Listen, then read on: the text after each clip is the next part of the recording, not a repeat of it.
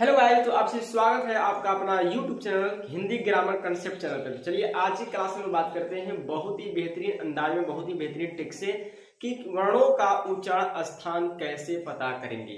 क्योंकि ये competitive exam में, बोर्ड एग्जाम के साथ साथ कॉम्पिटिटिव एग्जाम में भी आपसे यहाँ से क्वेश्चन पूछ जाते हैं कि किस वर्ण का उच्चारण स्थान कहाँ से हो रहा है। क्योंकि हमारे जो वर्ण है उनका उच्चारण हमारे मुख के अंदर से अलग अलग पोजीशन से होती है। तो कैसे पता करेंगे, तो इसका शॉर्ट ट्रिक हम लेके आ गए हैं। और बहुत से लोग जो नहीं जानते हैं वो अपने प्रैक्टिस करते हैं कि इसका उच्चारण कहाँ से हो रहा है, बोल कर उच्चारित करते हैं, लेकिन ऐसा करने से हर समय सही नहीं होता है, गलत भी हो जाता है। लेकिन आज हम एक आपको सूत्र बताएंगे, फार्मूला बताएंगे, जिसके माध्यम से आप किसी भी वर्ण का उच्चारण हो आप उस फार्मूले के माध्यम से पता कर सकते हैं। तो चलिए, टॉपिक का नाम क्या है? वर्णों के उच्चारण स्थान। वर्णों के उच्चारण स्थान, ठीक है। बहुत ही बेहतरीन ट्रिक से तो ध्यान देंगे। पहला इसका फार्मूला क्या है? पहला फार्मूला कहता है अपूर्व विसर्जनीय नाम, अपूर्व विसर्जनीय नाम, ठीक है। अपूर्व विसर्जनीय नाम कंठ, अपूर्व विसर्जनीय नाम कंठ, ये पहला सूत्र है। इसका मतलब क्या है? अ का मतलब यहां पर हो जाएगा अ और आ, ठीक है। और कु का मतलब यहाँ पर पढ़ेंगे कवर्ग। आप पढ़े होंगे हिंदी व्याकरण में वर्ग 5 होते हैं, कवर्ग, चवर्ग, टवर्ग, तवर्ग, कवर्ग, ठीक है। यहाँ पर आ हो गया, आकु का मतलब समझेंगे कवर्ग। उसके बाद क्या लिखा है? ह, और उसके बाद क्या लिखा है? विसर्ग, अनुस्वार विसर्ग हम पढ़ते हैं ना, यानी अ, आ, कवर्ग, ह और विसर्ग का उच्चारण कहां से होता है? किसी से होता है? कंठ से होता है, ठीक है। अब आपको बोलने की प्रैक्टिस नहीं करना है। अ, आ, कवर्ग, ह और विसर्ग का उच्चारण कंठ से होता है, कंठ से होता है। और जिन वर्णों का उच्चारण कंठ से होता है उसको हम लोग कंठ्य वर्ण कहते हैं। क्या बोलते हैं? कंठ्य वर्ण कहते हैं। ये बात याद रखेंगे, इस सूत्र को याद कर लें। अपूर्व विसर्जनीय नाम, अपूर्व विसर्जनीय नाम, विसर्जनीय नाम, ठीक है। अपूर्व विसर्जनीय नाम कंठ। दूसरा देखेंगे सूत्र क्या है? दूसरा है ईचु ऐसा नाम, ईचु ऐसा नाम तालु, ईचु ऐसा नाम तालु। ई का मतलब क्या होता है? आप जानते हैं कि ई दो होता है, एक ह्रस्व ई होता है और एक दीर्घ ई होता है, ठीक है। एक ह्रस्व ई होता है और एक दीर्घ ई होता है, ये आपको पता है। तो ई का मतलब क्या है? हर्ष ई और दीर्घ ई, यानी कि ई, हर्ष ई और दीर्घ ई, हर्ष ई और दीर्घ ई। और यहाँ पे देखिए क्या लिखा है? चू, चू का मतलब क्या समझेंगे? चवर्ग। और यहाँ पे क्या है? य, यहाँ पे लिखेंगे य। और यहाँ पे देखिए क्या लिखा है? तालाबे स। तो तालाबे स का उच्चारण कहाँ से होता है? तो तालु से होता है। किसी होता है? तालु से होता है। और जिन वर्णों का उच्चारण तालु से होता है उन वर्णों को हम लोग तालव्य वर्ण कहते हैं। क्या बोलते हैं? तालव्य वर्ण कहते हैं। जिन वर्णों का उच्चारण तालु से होता है उसको हम क्या बोलते हैं? तालव्य वर्ण बोलते हैं। तीसरा ध्यान देंगे, री, रिटूर, रिटूर सड़ानाम, ऋतु सर्वनाम मूर्धा, ऋतु सर्वनाम मूर्धा। ऋतु, री का मतलब री, क्योंकि ये सूत्र संस्कृत का है तो संस्कृत में ह्रस्व री और दीर्घ री दोनों होता है, ठीक है। तो ह्रस्व री और दीर्घ री होता है संस्कृत में बात किया जाए तो, हिंदी में बात किया तो सिर्फ री होगा, ठीक है। तो री और टू मतलब हो गया टवर्ग, और र मूर्धन्य स, मूर्धन्य स का उच्चारण क्या चीज से होता है? मूर्धा से होता है। इसलिए जिन वर्णों का उच्चारण मूर्धा से होता है उसको हम लोग मूर्धन्य वर्ण कहते हैं। क्या कहते हैं? मूर्धन्य वर्ण। जिन वर्णों का उच्चारण मूर्धा से होता है उसको हम लोग मूर्धन्य वर्ण कहते हैं। ये बात याद रखे रहेंगे। तीनों फॉर्मूला हो गया। देखिए कितना सा अंदाज सा ट्रिक है कि आप इसको बोलने का बोल का प्रयास आप नहीं करेंगे, आप डायरेक्ट इसी के माध्यम से पता कर लेंगे। वो 100% सत्य है। टवर का मतलब आज समझ रहे हैं, टवर मतलब अंगा पढ़ रहे हैं। ठीक है, उसी के बाद देखेंगे चौथा क्या कहता है?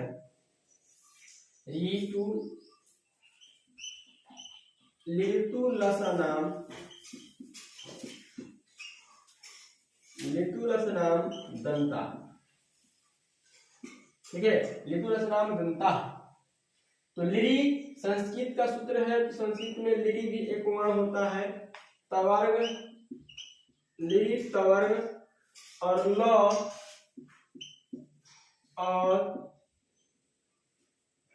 और दंत स का उच्चारण जो होता है वो क्या चीज से होता है? तो दांत के संपर्क से होता है। ठीक है, लिरी तवर्ग, लिरी भी एक संस्कृत का नया वर्ण होता है। जैसे री और दीर्घ होता है वो भी होता है। तो ये भी री भी दो तरह का होता है, हर शरीर दीर्घ होता है। लिरी तवर्ग ल और दंत स। दंत स क्यों कहते हैं? दांत से चलते। दंत स दांत के चलते, मूर्धन्य स मूर्धा के चलते। ठीक है, तालाब्य स तालु के चलते। इसका नाम है। तालाब्य से क्यों कहते हैं? क्योंकि उसका उच्चारण तालु से होता है। मूर्धन्य से क्यों कहते हैं? उसका उच्चारण मूर्धा से होता है। दंत से क्यों पढ़ते हैं हम लोग? दंत से मतलब उसका उच्चारण दांत से होता है। अब जो नहीं जानता उच्चारण करेंगे उसका होता है सपेरा वाला स, सरगम वाला स, पेटफारवा स वैसा नहीं है, उसके उच्चारण के स्थान के अनुसार उसका नाम है। ठीक है,